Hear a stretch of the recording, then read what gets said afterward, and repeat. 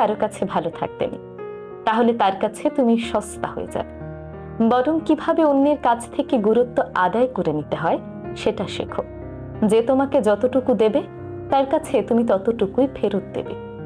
যে তোমার সাথে যেমন আচরণ করবে তুমি তার কাছে ঠিক তেমন রূপ নিয়ে ফিরে আসবে, যাতে করে কেউ মনে করতে না পারে তুমি শুধুই খেলার পুতুল।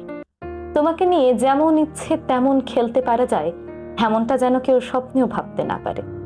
তোমাকে ভাঙা তো দূরের কথা, আঘাত দেওয়ার কথা ভাবলেও যেন ভয়ে তাদের বুক কেঁপে ওঠে। এই পৃথিবীতে এ যাবৎকালে যত মানুষ ভেঙেছে তারা অধিকার দিয়েছিল বলেই ভেঙেছে। যত মানুষ কেঁদেছে তারা সুযোগ দিয়েছিল বলেই কেঁদেছে। যত মানুষ অবহেলিত হয়েছে তারা ভালোবেসেছে বলেই অবহেলিত হয়েছে।